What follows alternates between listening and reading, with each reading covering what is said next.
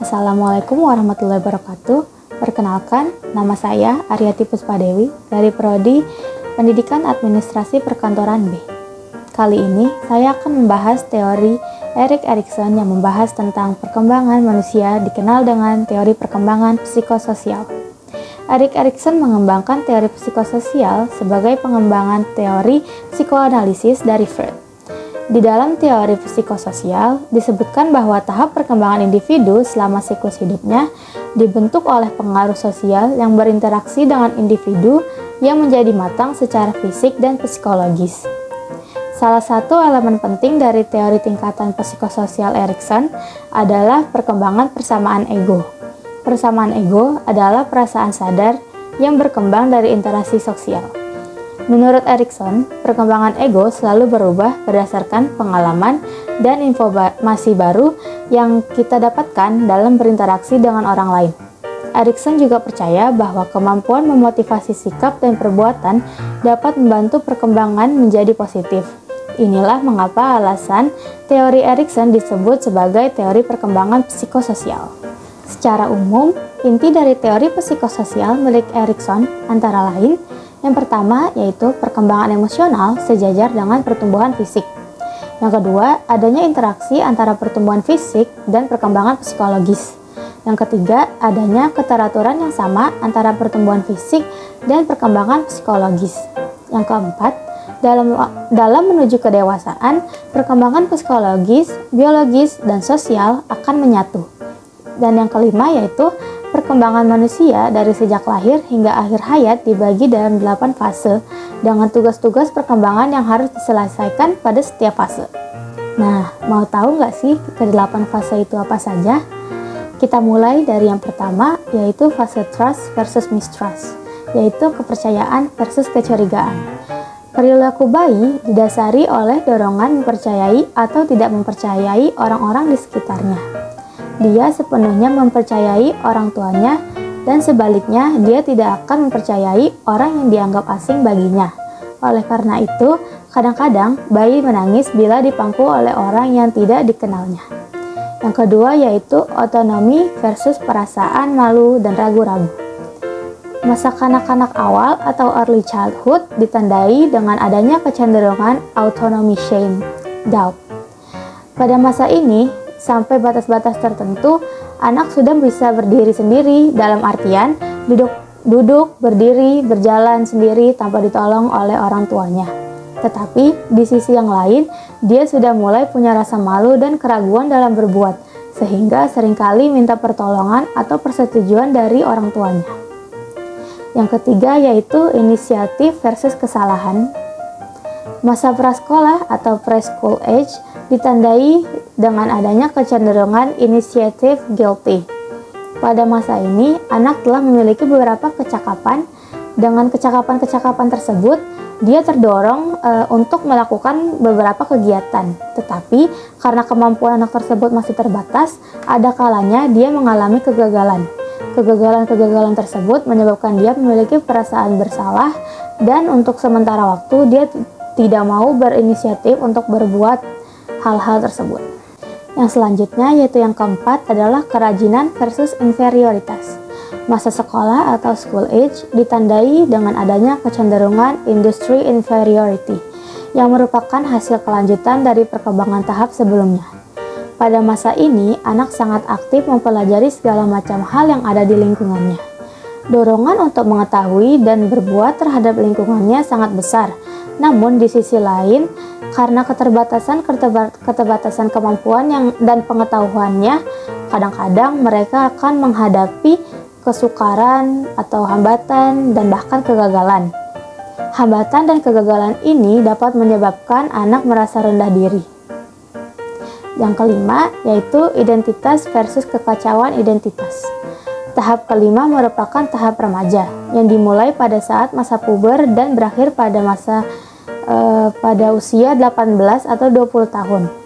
Masa remaja atau adolescence ditandai dengan adanya kecenderungan identity confusion.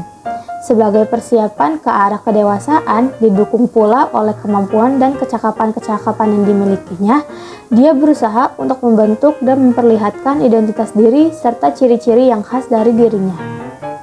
Dorongan untuk membentuk dan memperlihatkan identitas diri ini pada remaja seringkali sangat ekstrim dan berlebihan, sehingga tidak jarang dipandang oleh lingkungan sekitar sebagai suatu tindakan penyimpangan atau kenakalan. Yang keenam, yaitu keintiman versus isolasi. Tahap pertama hingga tahap kelima sudah dilalui, maka setiap individu akan memasuki jenjang berikutnya, yaitu pada masa dewasa awal yang berusia sekitar 20-30 tahun. Masa dewasa awal atau young adulthood ditandai dengan adanya kecenderungan intimasi isolation. Kalau pada masa sebelumnya, individu memiliki ikatan yang kuat dengan kelompok sebaya, namun pada masa ini, ikatan kelompok sudah mulai longgar. Mereka sudah mulai selektif dan membina hubungan yang intim hanya dengan orang-orang tertentu yang sepaham. Jadi, pada tahap ini, timbul dorongan untuk membentuk hubungan yang intim dengan orang-orang tertentu dan kurang akrab atau renggang dengan yang lainnya. Selanjutnya yang ketujuh yaitu generativitas versus stagnansi. Masa dewasa atau lebih tepatnya dewasa tengah berada pada posisi ketujuh dan ditempati oleh orang-orang yang berusia sekitar 30-60 tahun. Masa dewasa ditandai dengan kecenderungan generativity stagnation. Pada tahap ini, individu telah mencapai puncak dari perkembangan segala kemampuannya. Pengetahuannya cukup luas, kecakapannya juga cukup banyak, sehingga perkembangan individu sangat cepat. Meskipun pengetahuan dan kecakapan individu sangat luas, tetapi dia tidak mungkin dapat menguasai segala macam ilmu dan kecakapan, sehingga tetap saja pengetahuan dan kecakapannya terbatas. Untuk mengerjakan atau mencapai hal-hal tertentu, mereka juga mengalami hambatan. Dan yang terakhir yaitu integritas versus keputusasaan.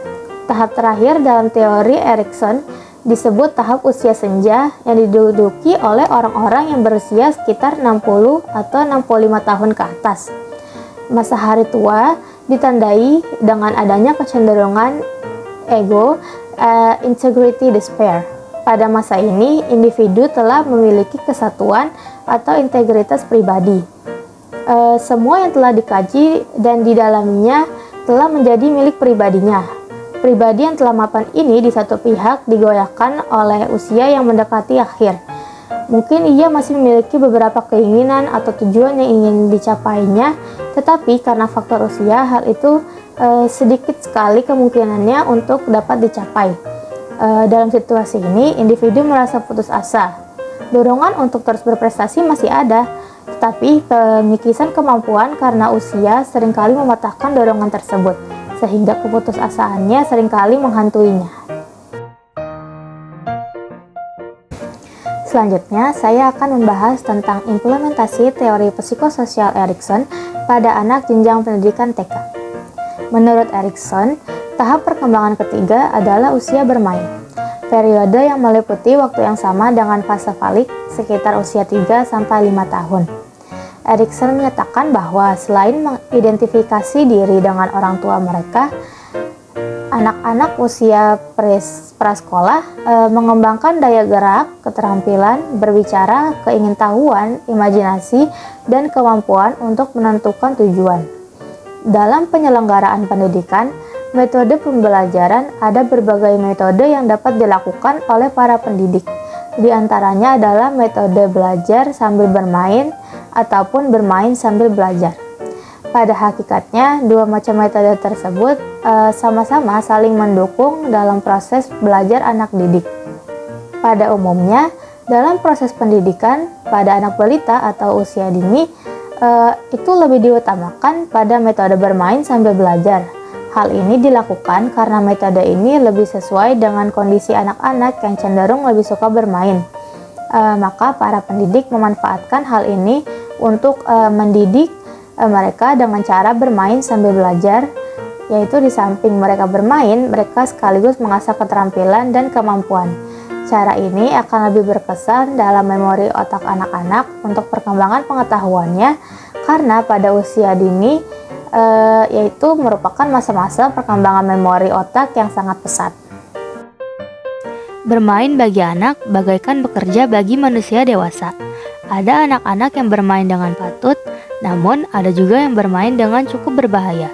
Mereka melakukan semua ini sebagai kanak-kanak. Pendidikan berperan untuk mengawal bagaimana permainan dapat menumbuh kembangkan mereka secara patut dan utuh sebagai anak manusia.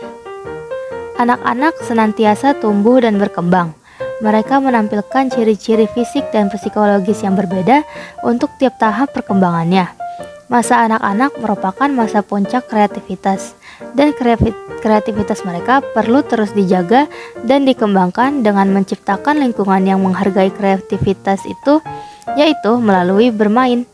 Oleh karena itu, pendidikan di TK yang menekankan bermain sambil belajar dapat mendorong anak untuk mengeluarkan semua daya kreativitasnya. Seluruh potensi kecerdasan anak akan berkembang secara optimal apabila disirami dengan suasana penuh kasih sayang dan jauh dari berbagai tindakan kekerasan, sehingga anak-anak dapat bermain dengan gembira. Oleh karena itu, kegiatan belajar yang efektif pada anak dilakukan melalui cara-cara bermain aktif yang menyenangkan dan interaksi pedagogis yang mengutamakan sentuhan emosional bukan teori akademik. Sekian dari saya. Wassalamualaikum warahmatullahi wabarakatuh.